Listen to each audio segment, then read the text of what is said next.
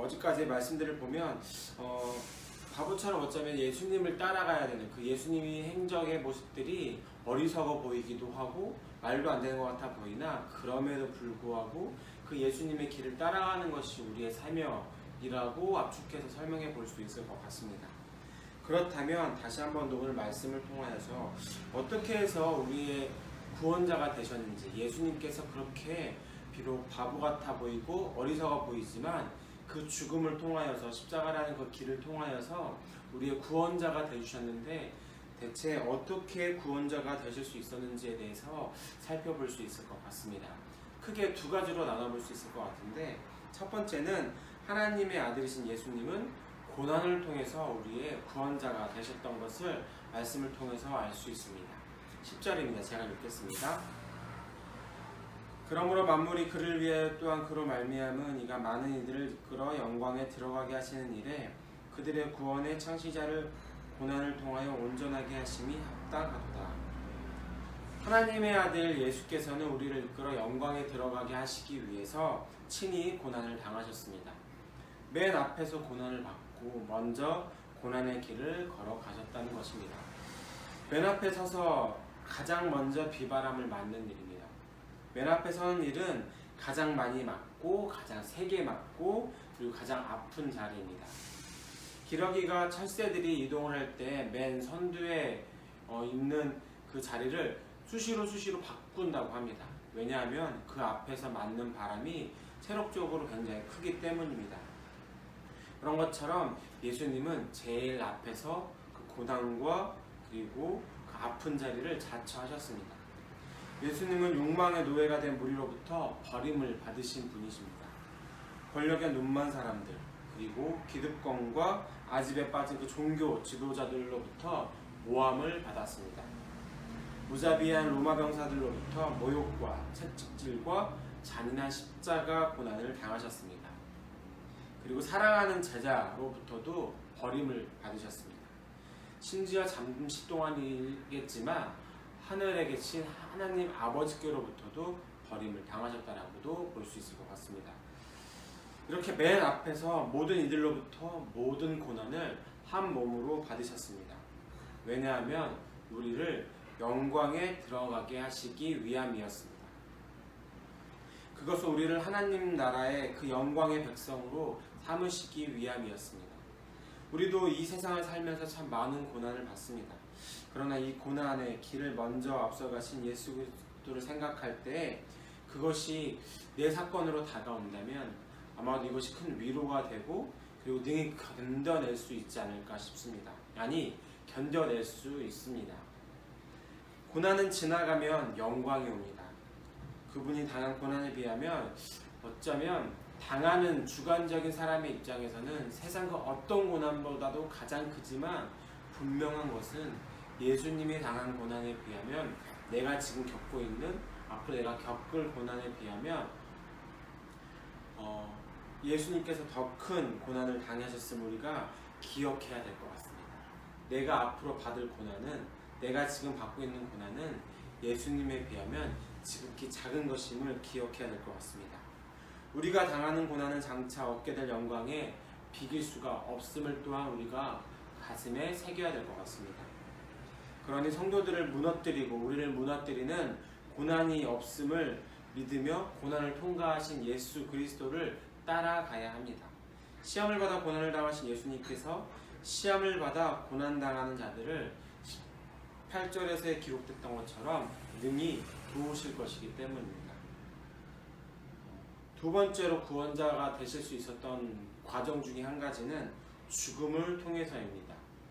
14절에서 15절을 제가 읽겠습니다.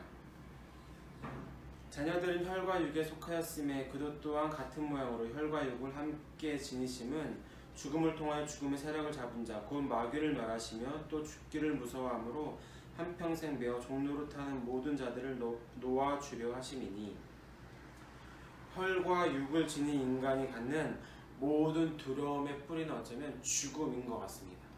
생명의 죽음이나 아니면 죽을 것 같은 그 고통 가운데 있는 그 죽음인 것 같습니다. 우리는 사라지는 것을 두려워합니다. 그리고 때로는 사람들과 단절되는 것을 두려워하기도 합니다. 한 줌의 흙으로 돌아가게 된다면 혹시 잊혀지게 되는 건 아닐까라는 것이 가장 큰 두려움일 수도 있을 것 같습니다.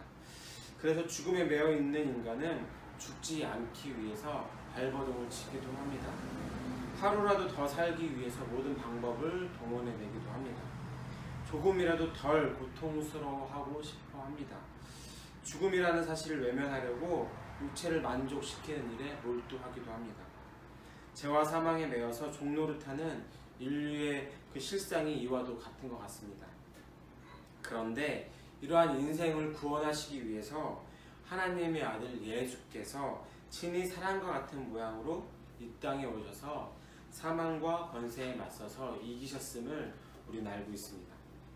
아무 죄가 없으신 예수님께서 친히 죄와 사망의 공격을 받으셨지만 그 사망의 노예가 되지 아니하시고 사망의 두려움에서 사로잡히지 아니하시고 사랑 그 하나의 힘으로 죽음을 정복하셨습니다. 이것이 큰 구원입니다. 우리는 이 큰 구원의 소식을 수없이 반복해서 듣고 있고 들어왔습니다. 그러나 우리의 이 믿음을 통해서 예수 그리스도의 복음에 그 예수 그리스도라는 항구에 그 견고하게 닻을 내리고 그 어떤 비바람도 아무리 세차게 파도가 물려와도 떠내려가지 않도록 해야 될 것 같습니다. 우리가 살아가는 그 인생길에 인생이라는 그 항로 가운데서 언제든 비바람은 불 수밖에 없습니다. 또한 이 비바람은 어디서 어떻게 올지 또한 예측되기도 하지만 예측 안 되는 것이 더욱더 일반적입니다.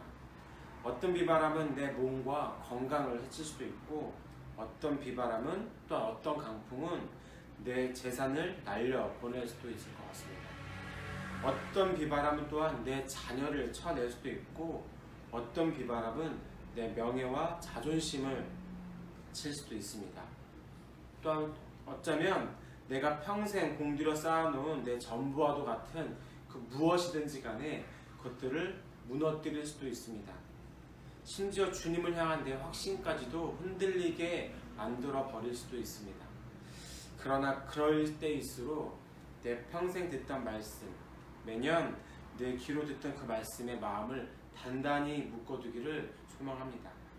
떼내려가지 않도록 굳게 잡고 우리를 사랑하여 구원해 주신 그 하늘 보좌를 버리고 사람의 모양으로 친히 내려오신 예수님을 기억하고 또한 분명한 것은 예수님께서 우리를 도우심을 기억하고 도우심을 신뢰할 수 있는 우리가 되기를 간절하게 소망합니다.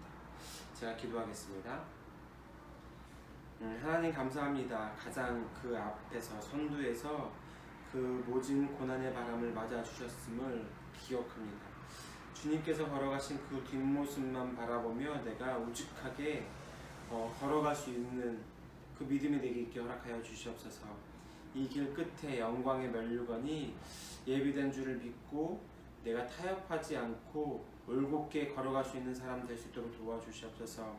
주님은 죽음에 매여서 종노릇하는 우리를 해방시켜 주시기 위해서 오직 우리를 사랑하는 그 마음만으로 사랑하는 그 힘만으로 그 힘들고 어려운 사명을 뚫고 가셨음을 기억합니다.